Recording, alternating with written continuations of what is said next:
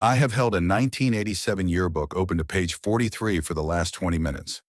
The photograph shows a girls' volleyball team, 15 students in white and green uniforms, standing in a gymnasium I cannot verify exists. The caption reads, Ashcroft High School Regional Semifinalists.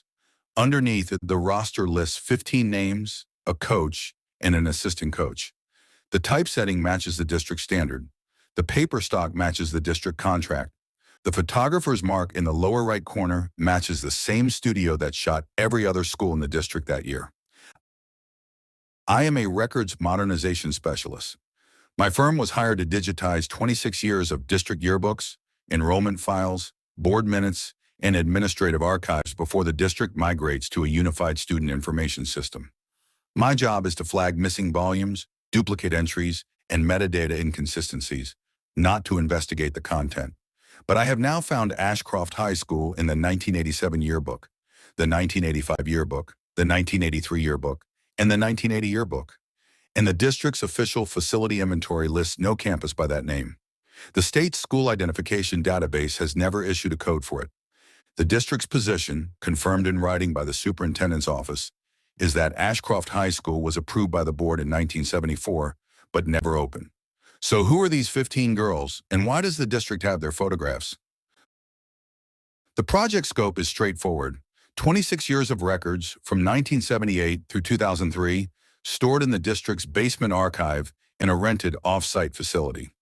My deliverable is a verified metadata index that maps every physical record to its digital surrogate, with flags for any missing volumes, duplicate entries, or cross-reference failures that would compromise the migration. The student information system vendor requires a clean source. Garbage in, garbage out. My job is to make sure nothing goes in that shouldn't, and nothing is missing that should be. Yearbooks are one of 12 record categories. They're also the easiest because they're bound, dated, and self-indexing. You open them, you scan them, you tag the school name and year, you move on. I had finished 7 of the district's 4 high schools when I reached for the volume labeled 1987 and found a section I didn't recognize. The section was 8 pages printed on the same stock between the middle school athletics insert and the advertising supplement. 8 pages of Ashcroft High School, class portraits, faculty directory, varsity sports, student council, a homecoming court, a valedictorian. The layout followed the same template as every other school in the book. The fonts were the same. The photo borders were the same. Even the spacing between the class portraits and the faculty directory matched the district style guide I'd been given. I assumed it was a printing error, perhaps a proposed school section that was set in type before the board decided not to open it, and nobody removed the pages before binding. That would be unusual, but not impossible. Yearbooks are produced by students under faculty advisement, and deadline mistakes happen. I flagged it in my metadata index and continued. Then I found Ashcroft in the 1985 volume. 12 pages this time, more photographs, a drama club production, a science fair, a memorial page for a student who had died, complete with a poem, a photograph, and dates of birth and death. I checked the 1983 volume. 16 pages, full academic honors section, a faculty tenure list, a booster club acknowledgement. The 1980 volume had 10 pages, including a graduating class of 93 students with individual portraits. A printing error does not span 4 years. A printing error does not include a memorial page with specific dates of birth and death. I pulled the facility inventory from the district's digital records. The inventory lists every campus the district has ever operated: active, closed, consolidated, or repurposed. There are 11 high schools currently operating, and 4 that have been closed since the 1990s consolidation. Ashcroft High School does not appear on this list in any status. I searched the State Department of Education's school identification database, which assigns a unique code to every accredited school in the state. Every school that has ever operated under the district's authority has a code. Ashcroft High School does not. I emailed the superintendent's office. The response came from the executive assistant, who attached a 1-page memo dated 2011, written by a former assistant superintendent, summarizing the district's position. Ashcroft High School was approved by the board in 1974, see Board Resolution 74-22, as a planned facility to serve projected population growth in the Northeast Corridor. The campus was never constructed. The school was never staffed. No students were ever enrolled. The project was formally withdrawn in 1979. The memo was clear, professional, and consistent with the facility inventory. By every official measure, Ashcroft High School did not exist. But the yearbook said otherwise. I want to be careful about how I describe what I did next. I did not set out to investigate a ghost school. I am not an investigator. I am a record specialist, and the problem I was facing was a metadata integrity issue. If a school that doesn't exist appears in the yearbook index, the migration will flag every student, teacher, and event associated with that school as an orphan record. Orphan records fail validation. Validation failures delay the migration. Delays cost money. The district's contract with my firm includes a clause for additional scope if unresolved inconsistencies exceed a threshold. I was doing my job. The enrollment archives were next in my queue anyway. I had to reconcile them regardless. Ashcroft simply became a filter I applied. The district's historical enrollment database is a series of flat files organized by school year and campus code. Each record contains a student identifier, a school code, a grade level, and an enrollment date. I ran a search for the string Ashcroft. The system returned 4,227 records spanning 1978 through 2003. 4,227 individual enrollment records. Students with state-issued identification numbers, home addresses, grade levels, and enrollment and withdrawal dates. I sampled 20 at random and cross-referenced them against the state's student information system. 17 of the 20 returned current or historical records, driver's licenses, college enrollment, employment records. These were real people. They had attended a school that officially never opened. The graduation programs were in the next box. I hadn't planned to look at them so early in the process, but the enrollment numbers forced the question. If students were enrolled, were they graduating? Yes. Every year from 1979 through 2003, Ashcroft High School produced a graduation program. I found 25 of them printed on district letterhead, each listing a graduating class, a valedictorian, a salutatorian, faculty speakers, and a school administrator who signed the diploma certification. The programs reference a campus address, 12400 Ridgemont Boulevard, that does not appear in any county property record, any district facilities file, or any mapping service I could find. I checked the athletic conference archives next because they were available online and because yearbook photographs had referenced competitive schedules. The Regional Athletic Conference maintains historical records going back to the 1960s. Ashcroft High School appears in conference schedules from 1979 through 2003 as a member school. Game results are recorded. Win-loss records exist. Ashcroft won the regional football championship in 1988 and the girls' basketball title in 1996. These results are published in the conference's official record book, which is used for playoff seeding and historical comparison by every school in the region. If you remove Ashcroft from the record book, the 1988 football championship is vacant. The 1996 girls' basketball bracket is incomplete. Opposing schools' records become mathematically inconsistent. I called Gerald Penna. He's retired now, but he was the district's personnel director from 1987 to 2005. His name appears in several of the administrative files I'd been processing, and his contact information was in the district's Alumni Association directory. I told him I was working on the records modernization project and had a question about a school code discrepancy. I did not mention Ashcroft by name. He was pleasant, professional, and willing to talk. I asked him about the school code assignment process during his tenure, how the district registered new campuses with the state. Standard procedure, he said. Board approves, facilities builds, state inspects, code gets issued. Why? I'm finding enrollment records under a campus that doesn't have a school code in the state database, I said. Ashcroft High School. There was a pause. Not a long pause. The kind of pause that happens when someone is searching their memory for something they haven't thought about in a while. Ashcroft, he said. That's the one out on Ridgemont, right? Northeast Corridor? That's the address on the graduation programs, I said.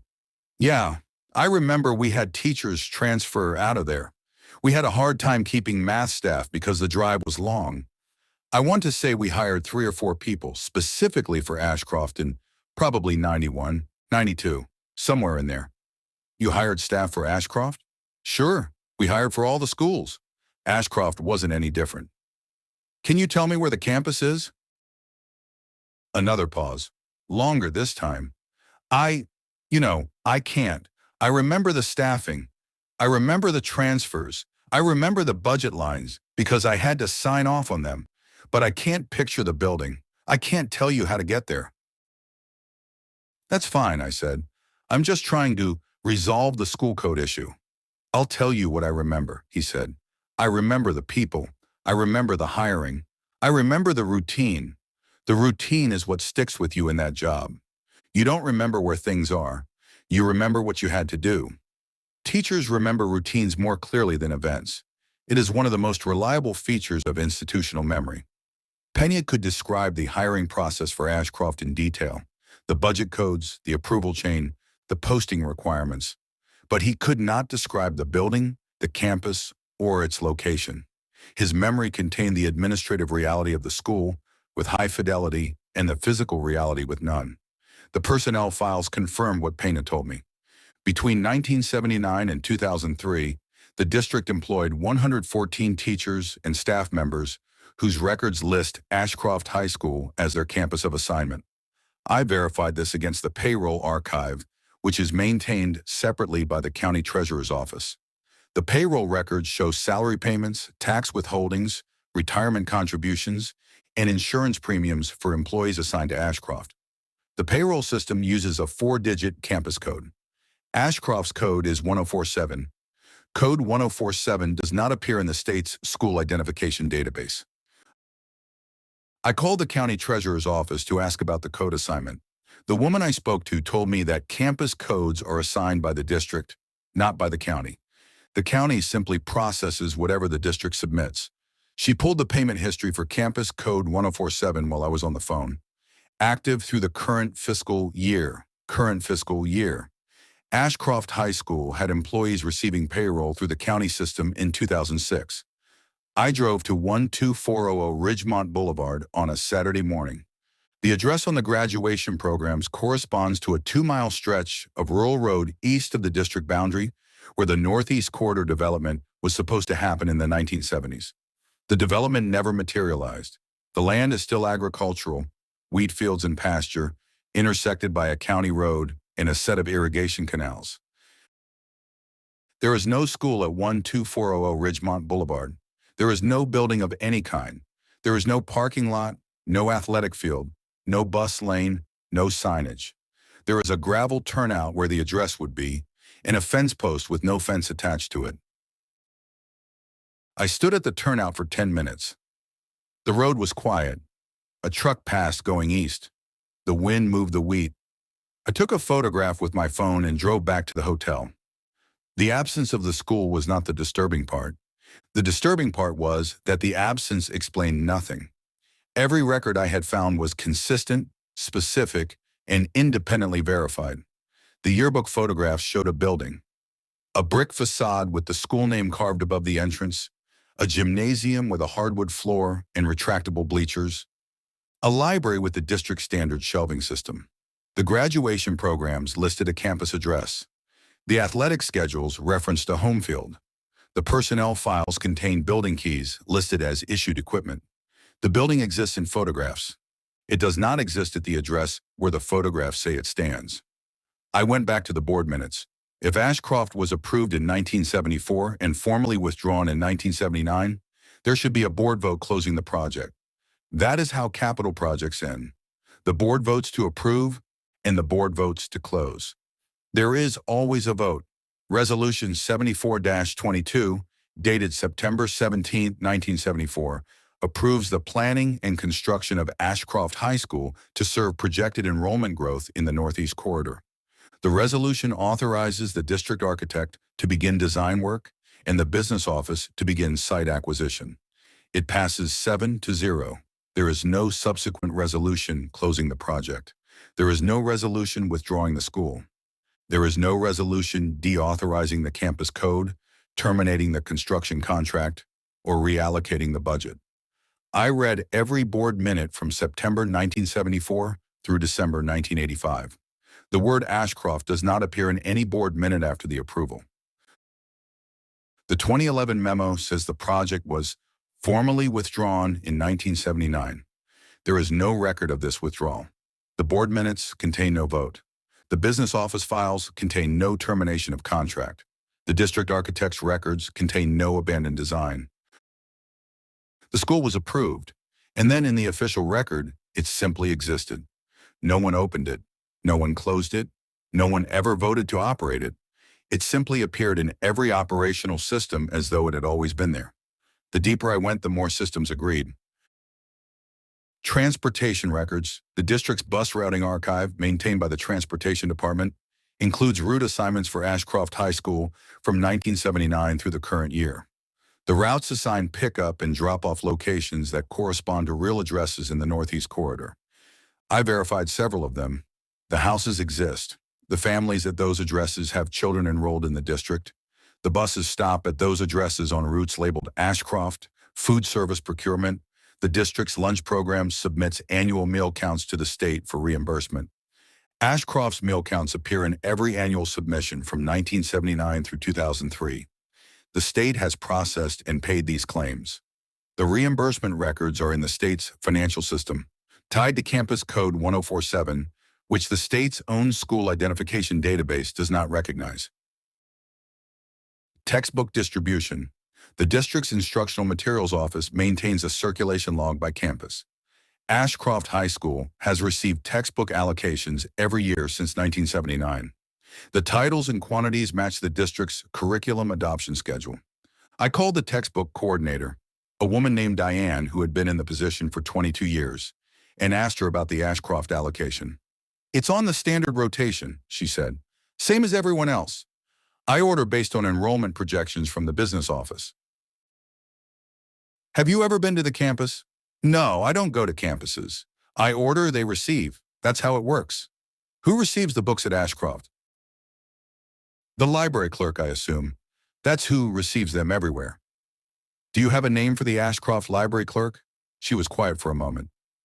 I have a name in the system, Patrice Gunderson. Is that name current? I don't see why it wouldn't be. I searched the district's employee directory. Patrice Gunderson is not listed. I searched the state's retirement system. Patrice Gunderson has been collecting pension benefits since 2014. Her campus of record at retirement, Ashcroft High School, Code 1047. The substitute teacher assignment system was the point where the anomaly stopped being archival and started being operational. The district uses an automated subcalling system that assigns substitutes based on campus need and availability. I requested a login from the district's IT department as part of my records verification scope and ran a query for Ashcroft assignments. The system returned 337 substitute assignments for Ashcroft High School during the 2005 to 2006 school year. 337 individual workdays filled by substitutes who were dispatched to a campus that does not appear on any map. I called two of the substitutes. Both confirmed they had worked at Ashcroft.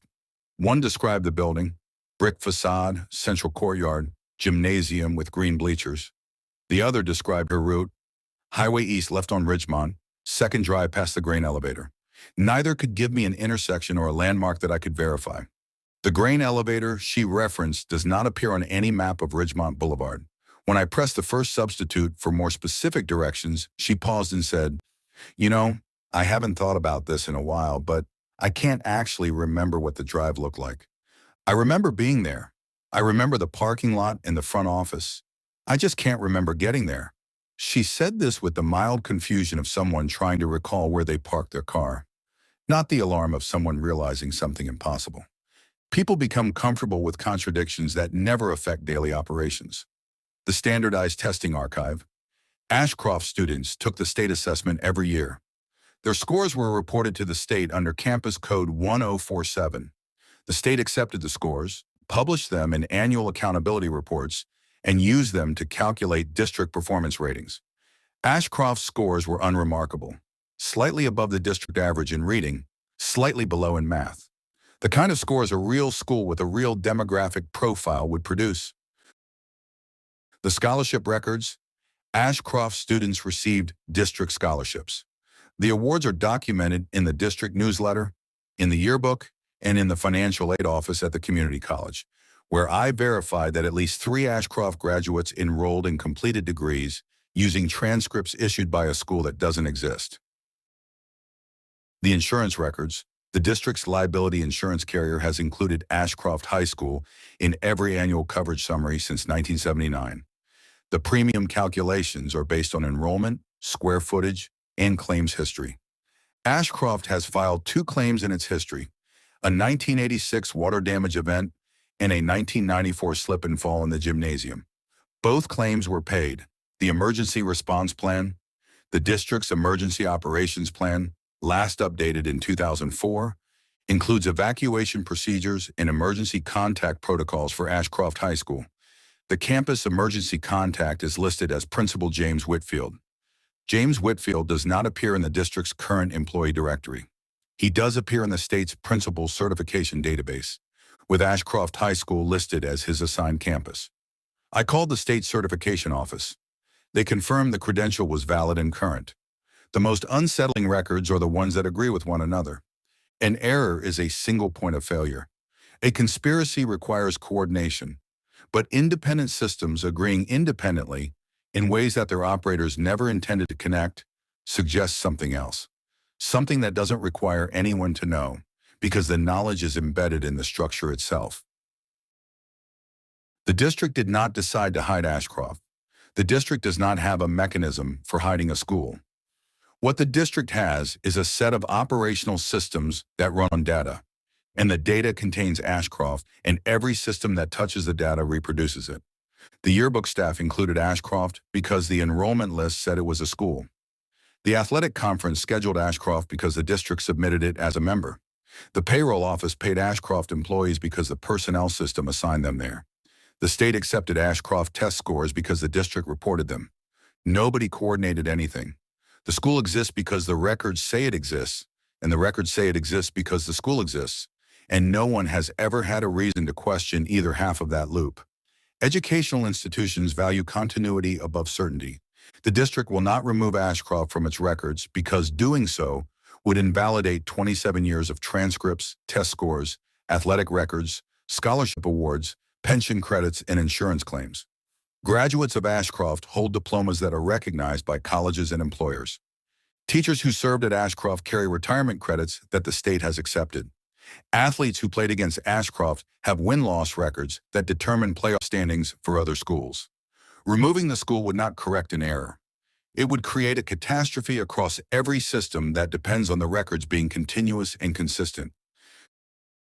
Communities remember schools emotionally long after they stop existing physically. The Alumni Association directory lists 286 self-identified Ashcroft graduates. I called 4. 3 were certain they had attended. 1 had a class ring, which she described in detail: green stone, the school crest, her initials engraved inside the band. She could tell me her homeroom teacher's name. She could not tell me how to get to the campus. She said she thought it was off Ridgemont, past the grain elevator, but when I asked whether she had driven there recently, she said no, she hadn't been out that way in years. The 4th graduate was different. She was quiet for a long time after I said the name of the school. Then she said, "I have the diploma. I have the yearbook. My transcripts are on file at the community college. But you're the second person who's called me about this. And the first one couldn't find the building either. And I've been thinking about it. And I don't think I can get there anymore. I don't think I could have told you how to get there when I was still going. I think I just went. Every morning, I just went." I asked her what she meant. "I mean, I don't remember the drive. I remember being there. I remember the bell schedule. First period at 7:45. I remember the smell of the cafeteria.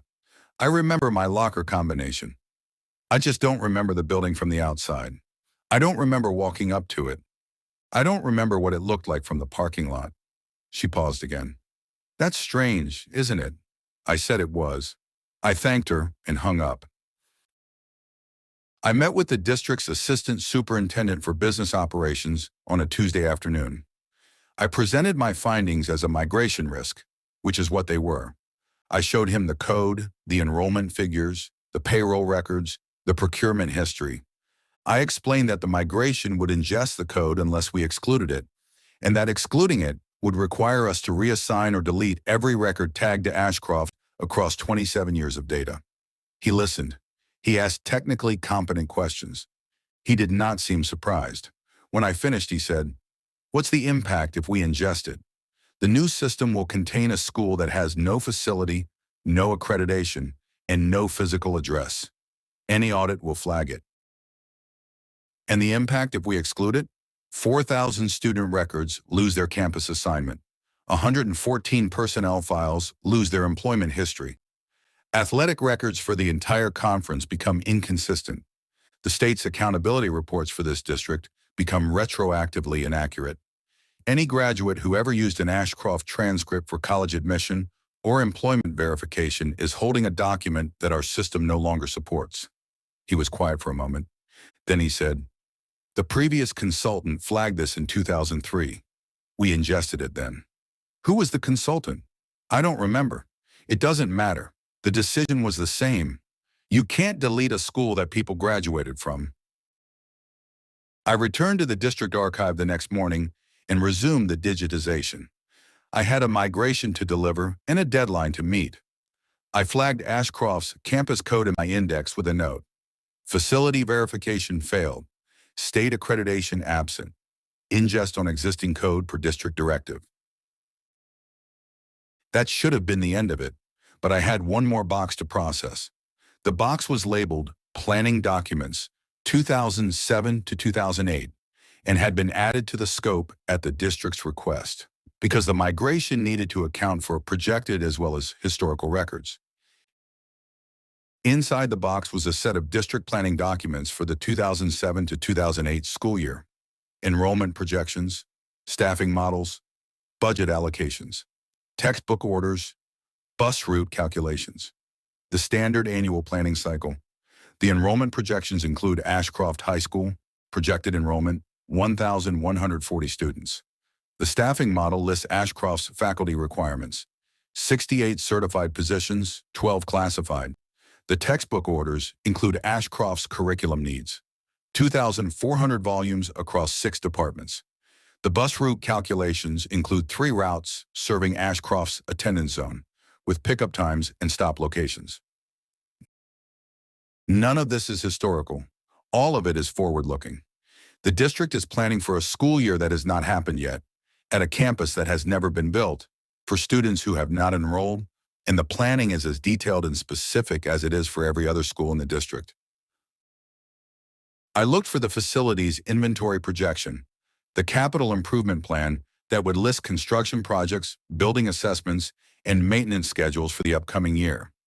Ashcroft High School does not appear in the capital improvement plan. No construction is scheduled. No building assessment exists. No maintenance is budgeted. The school is being planned as though it already exists. It is not being built. I tested what would happen if I excluded the code from the migration. I ran a deletion simulation against a backup copy of the database, removing campus code 1047 and cascading the change through all dependent records. The cascade was immediate and total. 4,227 student enrollment records lost their campus assignment. 114 personnel files lost their employment site. 25 years of graduation programs became unlinked from any institution. Athletic schedules across the conference broke their home team references. 3 currently enrolled students, all of whom hold current Ashcroft schedules in the live system, would lose their course registrations and their grade point averages. 2 teachers currently on payroll would lose their campus assignments and their benefits eligibility. The state's accountability reports for the district would require restatement going back to 1979. The insurance claims paid against Ashcroft's policy would become unsupported. The community college would have to reevaluate every transcript that originated from campus code 1047. These are real people with real legal claims on the records the system holds. Deleting the code does not delete the people. It deletes the documentary evidence that they exist within the institution that educated them, employed them, and certified their qualifications. It does not correct a mistake. It erases a history that people are still living inside. I restored the backup. I left the code in place. The migration will proceed. The new system will contain campus code 1047. It will contain 4,000 student records, 114 personnel files, 27 years of test scores, and a full set of athletic statistics, all attached to a school that the district says never opened. The code will persist because the records attached to it are legitimate, and the people those records describe are real, and their claims on the institution are valid, and no one has the authority to void those claims by deleting the school they are attached to. The district's planning documents for next year include projected enrollment for Ashcroft High School. Bus routes have been calculated, staffing estimates have been prepared, textbook orders have been generated. The school does not appear in the facilities inventory. No campus exists. No ground has been broken. No construction is planned. But the records continue. They have continued for 27 years.